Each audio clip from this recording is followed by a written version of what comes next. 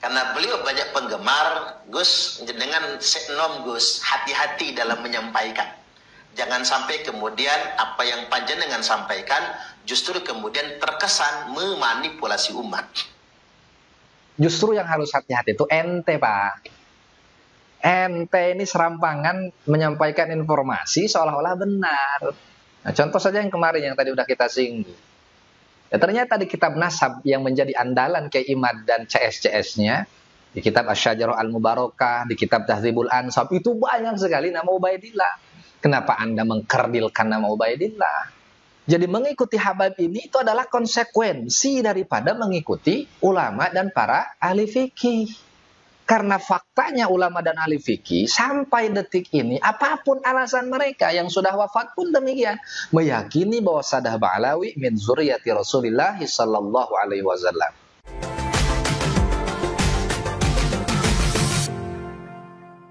Bismillahirrahmanirrahim. Alhamdulillah wassalatu wassalamu ala Rasulillah sayyidina wa maulana Muhammad ibn Abdullah wa ala alihi wa ashabihi wa dzurriyyatihi wa mawalah amma ba'd. Teman-teman, di video ini lagi-lagi kita akan mengomentari orang yang bermental baja muka tembok, yaitu Ustadz Supratman, Ustadz Suparman, Superman apalah gitu ya, yang kemarin ini dengan wajah lugunya menyampaikan bahwa tidak masuk akal seorang ayah memberikan anaknya nama dengan nama pembunuh kakek buyutnya. Dan ternyata itu banyak, dan saya sudah tag ya akun YouTube beliau, tidak ada tanggapan gitu. Nah, di kesempatan ini beliau sekarang ini ada di YouTube-nya ya, ini baru 18 jam yang lalu, Gus Ikdam promosi Habaib Ba'alwi melalui deep message atau pesan tersembunyi. Jadi yang disoroti oleh Ustadz Suparman ini, atau siapa? Suparman ya, Suparman Abdul Karim ini adalah Gus Ikdam, teman-teman, yang mengutip hadis Nabi ya, saya zamanun ala ummati yafirruna minal ulama'i wal fuqaha. Akan datang suatu masa kepada umatku, mereka akan tunggang langgang, lari menjauh daripada ulama dan fuqaha ahli fikih. Dari situ Gus Ikdam menyampaikan menjauhi para habaib termasuk. Dan diprotes, gak ada itu di teksnya, itu ada kata-kata habaib, yang ada itu ulama dan fuqaha. Nah, mungkin Ustadz Supratman ini memahami hadis ini secara zahir, secara tekstual. Jadi maksud kabur dari ulama itu maksudnya bukan berarti menjauh secara fisik dari ulama. Artinya ada rumah Ustadz nih, ada rumah kiai, ada rumah ahli fikih, kemudian masyarakat kabur gitu. Nggak begitu maksudnya. Begitu juga sebaliknya, mengikuti ulama, mengikuti ahli fikih itu bukan berarti kemana ahli fikih itu pergi, kemana ulama itu pergi, kita ikut. Ya, ulama pergi ke Jakarta, kita ikut ke Jakarta. Ulama pergi ke Banten, kita ikut ke Banten. Ulama pindah rumahnya, kita ikut pindah rumah. Nggak begitu maksudnya. Ya. Jadi maksudnya itu adalah kita mengikuti para ulama, apa yang disampaikan oleh para ulama, apa yang benar menurut ulama. Dan ingat, ketika ulama berbeda pendapat, maka kita punya konsep alaikum bisawadil a'dzab. Kita ikut kelompok yang mayoritas. Ini udah maklum lah ya, senjata Ahlussunnah wal Jamaah untuk menyerang kelompok minoritas Salafi Wahabi, kecuali mereka sekarang sudah termasuk ke sana, maka tidak akan lagi dipakai gitu ya dalil ini. Nah, begitu juga dalam hadis ini, kabur itu maksudnya ya bukan menjauhi secara fisik, tapi menjauhi fatwa-fatwanya, tidak mengamalkan, tidak mengikuti apa yang beliau sampaikan, apa yang mereka sampaikan, berkenaan dengan hal-hal yang berkaitan dengan agama, termasuk hal yang berkaitan dengan habaib. Dan ini fakta. Coba sebutkan ulama siapa saja sih? Sebutkan coba, ini tantangan untuk semua mukimat ini. Ada nggak nyampe 20 aja 20? Kalau nggak 100 lah, kalaupun nyampe 100, berapa persen sih dari total ya? Total seluruh ulama yang ada di dunia itu berapa persen sih? Kalau misalnya ada 100 atau 1000 lah misalnya ya, katakan banyak. Ini kan nggak nyampe, Pak. Coba siapa sih ulama ahli fikih, yang ulama kemudian ahli fikih yang menyatakan bahwa nasab Sadah Ba'alawi ini rungkan sebagaimana klaim sepihak daripada kelompok-kelompok yang mendukung Kiai Imad ini? Jadi mengikuti Habaib ini itu adalah konsekuensi daripada mengikuti ulama dan para ahli fikih.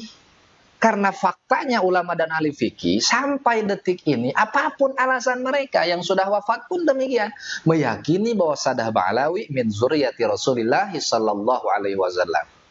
Ya. Misalnya seperti Hadratus Syekh Kiai Hasyim Asy'ari, almarhum Al-Maghfurlah Gus Dur, kemudian almarhum Al-Maghfurlah Kiai Haji Maimun Zubair, Syekh Nawawi Al-Bantani, Syekh Holil Bangkalan, Syekh Yasin Al-Fadani, dan ulama-ulama Nusantara yang lain, faktanya dan tidak bisa dibantah karena ini sudah terjadi, mereka wafat dalam keyakinan bahwa Sadah Ba'alawi adalah zuriyah Rasulullah sallallahu alaihi wasallam. Begitu. Jadi bukan maksudnya menjauhi fisiknya, ya, sehingga kalau tidak disebutkan di dalam teks itu kemudian dianggap ini keliru, mendistorsi atau memanipulasi, ya enggak begitu, Pak. Justru yang memanipulasi itu Anda. Coba jawab. Kemarin Anda dengan enaknya mengatakan Ubaidillah, bahkan ada ustadz yang bilang amit-amit ngasih nama anak Ubaidillah, la haula wala quwata illa billah. Secara serampangan tanpa memverifikasi dan memvalidasi, Anda ini justru yang memanipulasi masyarakat dengan kata-kata manis Anda, dengan public speaking Anda. Toh Anda lontarkan ke orang lain, kok Anda ini kayak mirip Wahabi, dikit-dikit dikomentari. Itu, dan ini fakta. Kita tidak ada yang mengenal kelompok Kiai Imad sebelum gaduh nasab ini, nggak ada. Ini sekaligus menjawab para netizen ini ya.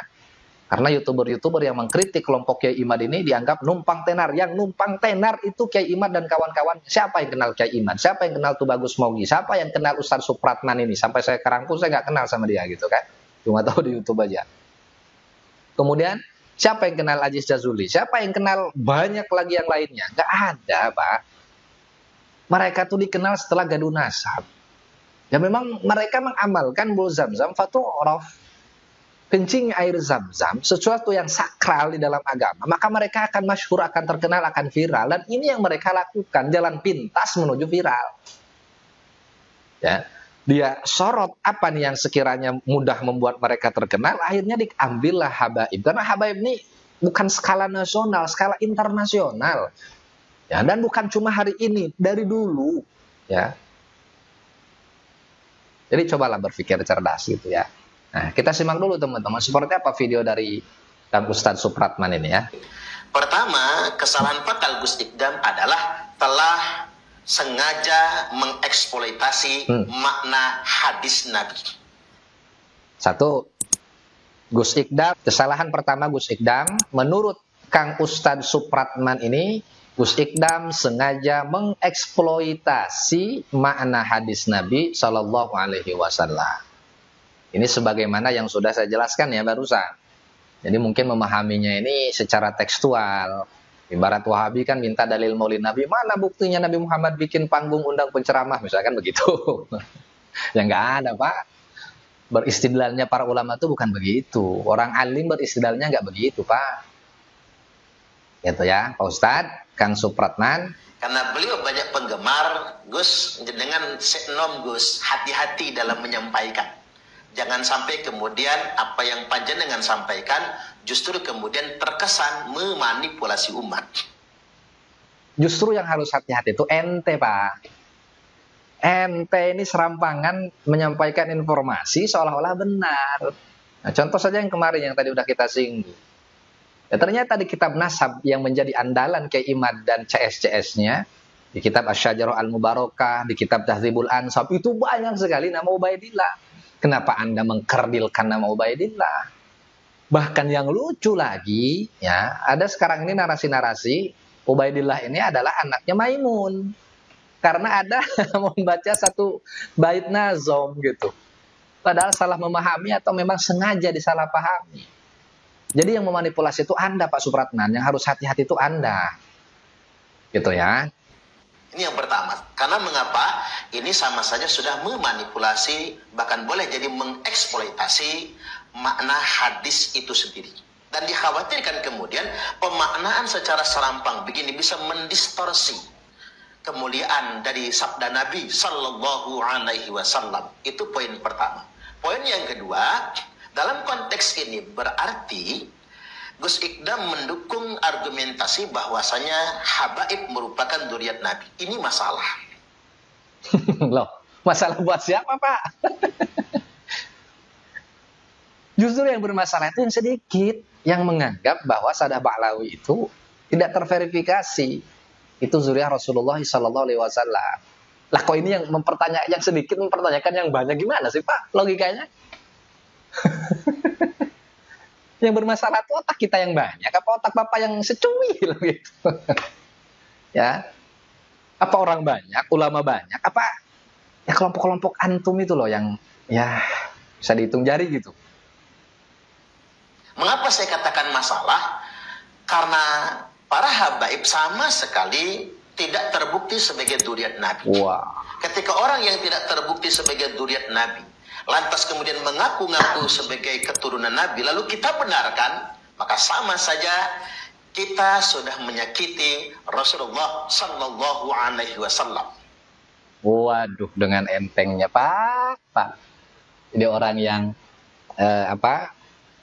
menginstruksikan, memberikan nasihat, mencintai para habaib, itu sama dengan menyakiti Rasulullah Sallallahu Alaihi Wasallam. Inna lillahi wa inna ilaihi raji'un. Kok pede gitu ya? Inilah para mental baja muka tembok begini tuh, ya. Jadi justru kita yang meyakini ya habaib, meyakini Sadah Ba'lawi adalah zuriyah Rasulullah, itu yang menyakiti Rasulullah. Apa nggak terbalik? Ya. Dan dia nanti bacakan satu dalil bahwa tidak boleh kita menisbatkan seseorang kepada bukan ayahnya.